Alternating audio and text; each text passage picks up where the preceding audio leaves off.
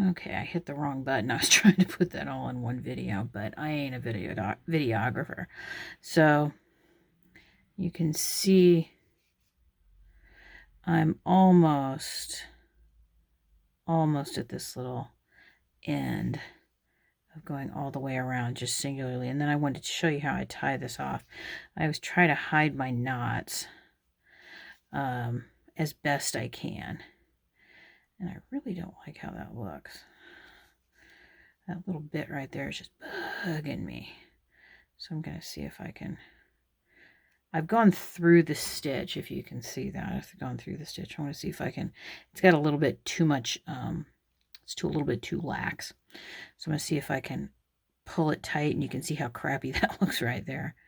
And then I'm going to see if I can... I'm going back up, and I usually go back up and through there. That hides it a little bit better. And I've already got a knot in it, but I do that same technique back and then nip it off. Now, when it comes to the pearl cotton that I'm using, sorry, there's my arm. I don't know what size needle I'm using here. It's an embroidery needle, I know that. See if I can show you how big it is. You can see it's kind of, as I roll it, I tend to bend these all over the place. I really like oh, what's his name, John James needles, especially for my number 10s, because they don't bend. I'm pretty hard on needles. Sorry, couldn't talk there for a second. Yeah, I do put it in my mouth, and I do crush it with my front teeth. Yeah, that's kind of gross, but you know, it's not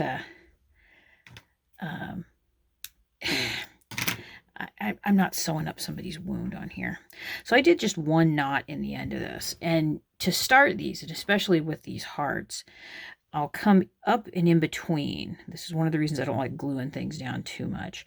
I come up and in between one of these knots until I can find kind of a little pocket right there. And then I aim for the other side, so you can see how I'm pulling this through.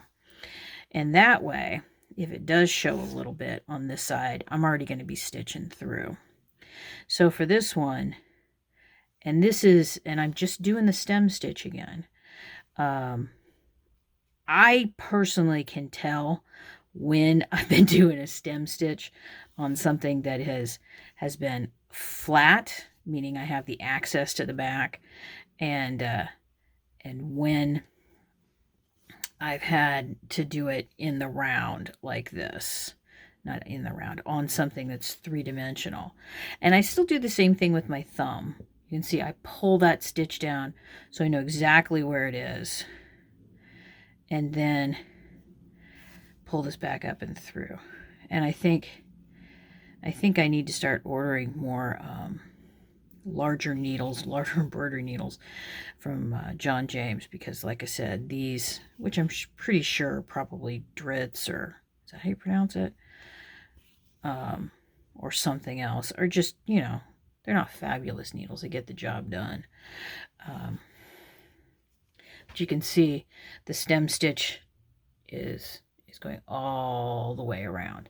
Now, one thing that I do that is a little, this is just for my own, how do I put it? It's the way that I use so I can get back to the point where I can do the stitch. I know that sounds really weird, but 9/10 of what I do is kind of weird. So you can see here, back up through. Okay, well, I'm just going to call it here. I'm going to do one stitch here and pull through. Now, my next stitch should be on that other side. That's just not going to work. The stitch is going to look like a garbage. So what I do is I'll go back through the other side, and this kind of anchors it. I come back up through where I need to go, where I need to be. So that stitch is kind of anchored, and now I can pivot and make that turn without having to like make some really ugly knots and ugly stitches.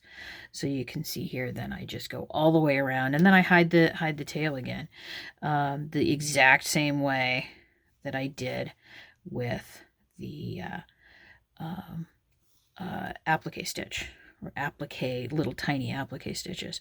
I used to do applique stitches with like 2 strands, but it just, sometimes when you're working with thinner fabrics or thinner felts, it just does not look good, in my opinion, because everything here is just in my own opinion. This is what I do. This is how I make it. For whatever weirdo reasons, this is, yeah, I just jabbed myself there. That's another super fun place to jab yourself. One more stitch, and then I'm going to go back in, pull up through. I may need to go back in there and fix some things, but knowing, this is another thing, there are times in which it's like, is this the hill I want to die on? And sometimes it's no, because I know I'm going to be adding sequins and beads to all of these hearts, and it's like, that's going to hide a lot. Going over that, and then snip, and that one is appliqued. And I'm probably going to end up doing a couple more on here too.